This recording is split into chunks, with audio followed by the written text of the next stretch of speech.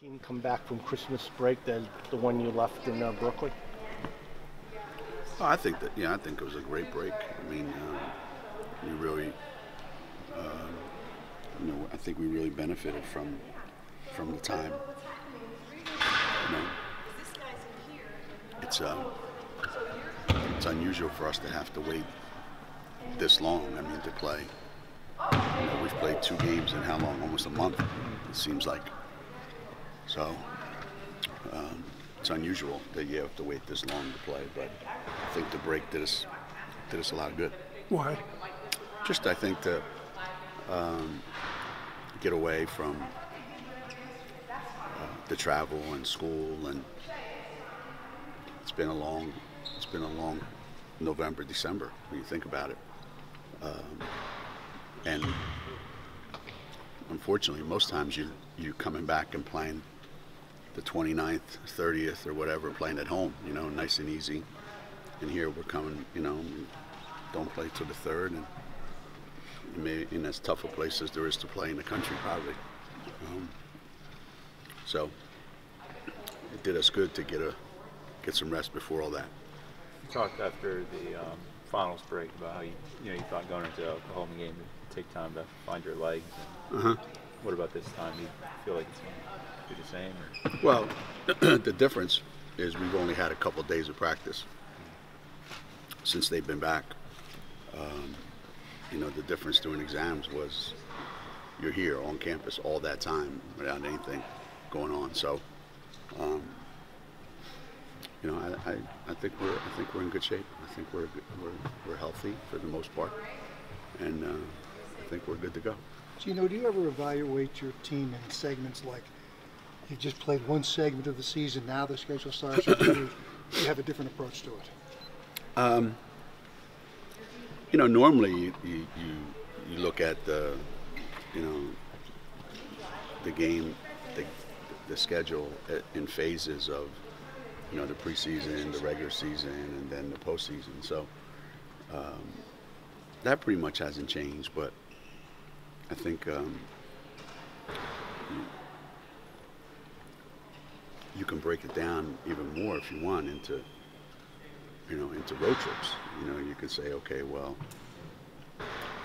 we've got these 2 games, and then we've got a week at home, so you can do it any which way you like. I found that with this team, the best thing is just to keep all of our stuff as short term as possible. Try not to get too far ahead and not to lump too many things together, and just try to keep it as narrow focus as possible. That seems to have worked.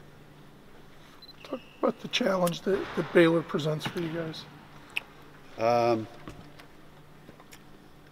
It's probably a unique challenge for anybody in the country, when you think about the size that they have, and the combination of the size and the quickness in their guards, so you sometimes get lucky and you don't have one of those 2 things, but in this case it's all that size, which we don't have, and all that quickness in the backcourt.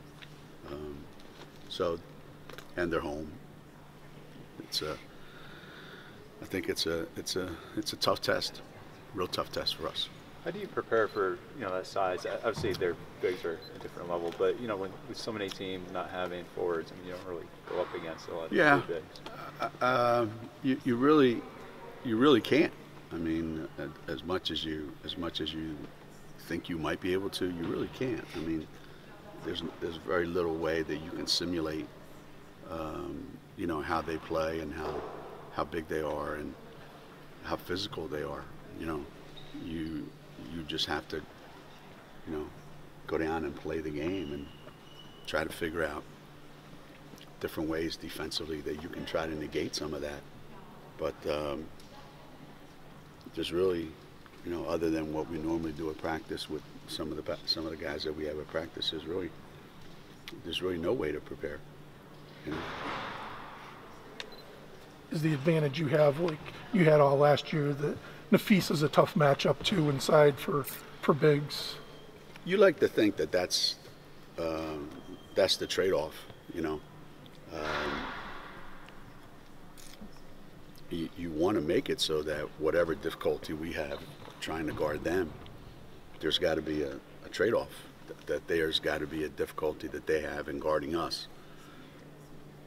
And unfortunately, then it becomes, you know, you have to make a bunch of shots because the shots that they're getting are 2 feet from the basket. The shots that we're getting are 20 feet from the basket. So, you know, if we make our share, we're going to be fine. If we struggle from the floor, I don't know that we're going to be able to make up for it, you know, in a bunch of other ways. Is that a worry coming off a break because you don't know how they're going to shoot? It always is. I mean, you know, that's anytime you go on the road, you know, you're thinking, you know, are we going to shoot the ball great? Are we not going to shoot the ball great? That's why teams struggle on the road. You know, that's probably the one area where you always worry the most. Are we going to make enough shots on the road? But, you know, you have to trust your shooters and trust that you're going to get good shots, number one, and trust that the guys that have been making them pretty much all year long are going to keep making them. Saw Batuli practicing. Can she help? I hope so. I hope so. You know, she's been able to get through practices more and more as we've gotten along here, and I think she can help in a game like this, where we're going to need her to be as physical as she plays and to play defense and rebound like I know she can. I don't know how much she can help us offensively, maybe, but I definitely think that you know, she provides something that in the game like this is going to be real key, maybe. You lean more towards her than Olivia, or do you need all the post players? No, I mean, I think you still need. I think you need all of them. You know, unless something happens between now and when we get there, Olivia's the only one that's still 6'5". So we got to figure out a way to take advantage of that as best as we can. It'll be a good test for her. I mean, that'll be a real good test for her. You know, it kind of reminds me of when Stephanie played against Brittany Griner in the second game of her career. It's a real good test. I mean, she got an F-, but it was a real good test. Fouled out in a minute and a half, didn't she? 12 minutes. Come on. 12 minutes. You know, have you ever figured out why you get the biggest reception in Baylor? You're immensely popular when they introduced you down there. I mean, you know, it's a church-affiliated school that actually takes their mission seriously to be nice to people. Not like some schools that we play against, you know. But it's always amazed me, you know, that ever since the first time we'd gone down here. I remember walking into their gym the very first time we played down here, and I thought, I'd like to bring them home with me. These people are great. They appreciate me. But I don't know. It's a good question. I don't know. Dan Flusser had a theory, because Tennessee went down there once, and, you know, they gave Pat big probation, that they appreciate that when teams come there because they know it's not easy to get there, not easy to play there. Maybe. So they're appreciative when teams, you know, from around the country come down there. Yeah, maybe that's it. I mean, we've always taken pride in, you know, wherever there are good teams, we're going to try to go there and play. That's always been something that we've, you know, aspired to do since the beginning. And that is a difficult place to play. And it's not the easiest place in the world to play, to get to either. But people say the same thing about us. So maybe we have a lot in common. Do you like what the league did it for you a couple times, and you guys did it with Notre Dame, St. Louis? You know, here, you know, you're going to Texas, you'll be able to stay in Texas and take a drive to Houston. Later in the year is Louisville, Cincinnati. You'll be able to make that drive. Tulsa, Wichita State, same sort of thing. Yeah, I mean, I think that's the way it theoretically, that's the way it's supposed to work out. I think our guys are playing South Florida and Central Florida on this trip. So, I mean, it makes sense that, you know, if you can limit the number of times you travel, you know, I think that helps everybody. And most of the time the league is able to do that. Sometimes arenas aren't available, or, you know, sometimes coaches get this crazy idea that, you know, I don't have enough days to prepare, and, you know, and sometimes you have to give up some things in order to get some things. So we've managed to do it on our schedule this year, where most of our trips are 2 games, and it saves 4 or 5 plane trips that we don't have to take. So I've always thought that if you have that scenario all the time, you're better off. You know, like those leagues that travel and play 2 games on every trip. I think that's a good way to go. Cut down on how much time you spend, you know, in airplanes and hotels. Do you like this time where classes are out and the kids can just focus, or are there too many distractions for them without class? I think for the first week or so, I think it's a month that they're off. So for the first week or 2, maybe that's it. I think after that it's awful, because there's just too much dead time, you know, and I think you get a little bit sluggish, because, you know, you can say whatever you want. What do you think they're going to do when they're not practicing?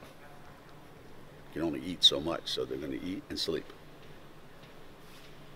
So what are you going to do? I mean, the first couple of weeks it's great. Everybody's, you know, so that's why it's not even bad when you travel a lot during the break, because at least you're moving. Right. You worry that when you have a long homestand, when there's a break, it can get a little bit sluggish. But everybody goes through it for the most part. It's not unique to us. Geno, can I ask you if you're all humored by the fact that there's now national discussion that Alabama's bad for college football? Who said that? Well, this is a lot of, you know, people talking. Media. This sounds like a Trumpism. You know, a lot of people said. And they're playing Clemson for the 4th straight year. You know what I mean? It's like. Well, you know what's interesting? As I was watching the games, I thought, man, this is like, in one sense, the teams they had number 1 and 2, they got it right. I mean, those 2 teams are really good. And you can tell that there's a big difference between those 2 teams and the other 2 teams.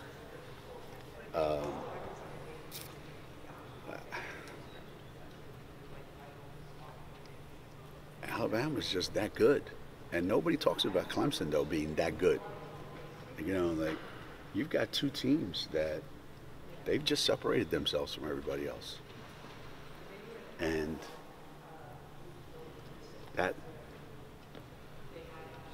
that's a great thing, I think. I think that's a great thing, no matter what people are. You know, I saw this map, it was in the paper, the most hated team in America is the New England Patriots.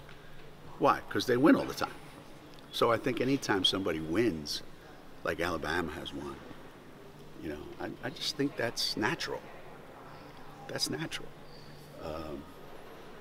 But people are going to tune in, what, to watch them win or watch them lose? Who cares? People are going to watch. It's compelling to watch. And the way they do it. To me, the thing that's amazing to me, and I use this with my players all the time, and I said, you know, what's going on in college football and in college basketball, obviously, but I think playing quarterback in college football as a freshman is way harder than anything else you can ever imagine, I'm sure, in the sport. So I said, you know why I have so little patience for my freshmen anymore? I said, last year's national championship game was won by a freshman coming off the bench, throwing the ball to a freshman in the end zone. This year's semifinal game was won by a freshman quarterback whose best wide receiver is a freshman. And I thought, so I don't want to hear they're like, well, you know, they're freshmen. You gotta be kidding.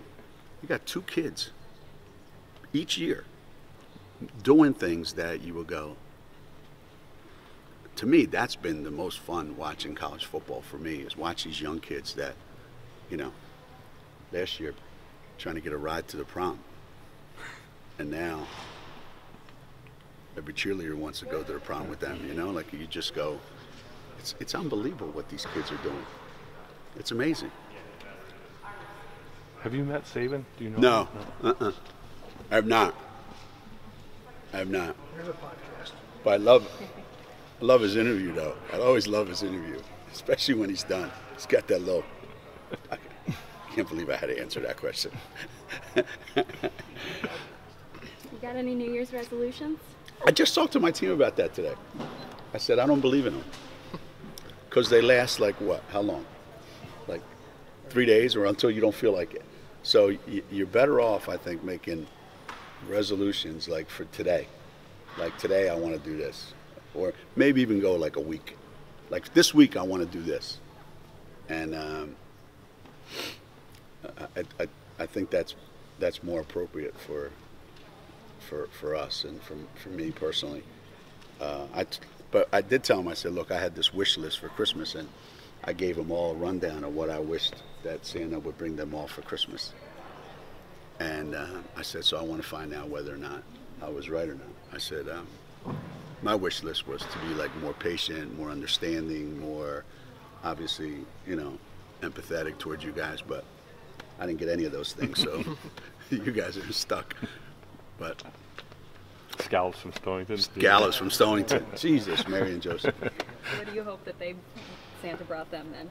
Well, I hope that they have a tremendous appreciation for, you know, not just at Christmas time, but as we get into New Year's, about, you know, how fortunate they are. I mean, they're going to look back and they're going to say these were probably the best time of their lives. And sometimes I think they take it for granted. We all do, but you know, they're the kind of kids that people envy. You know, wow, to be on scholarship, play basketball at a place like UConn, to travel all over the country, all over the world, and they're so fortunate. And I hope that what they got is a good dose of appreciation for how good they have it, how fortunate they are. Were you surprised Harvard beat Cal? Well, I don't know anything about Harvard this year, but traditionally, I mean, they've always been one of the better teams out here. But it was a surprise, I think.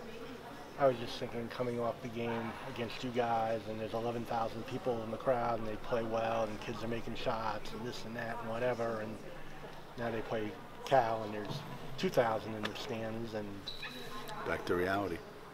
Didn't make any free throws. really, 10 of 22.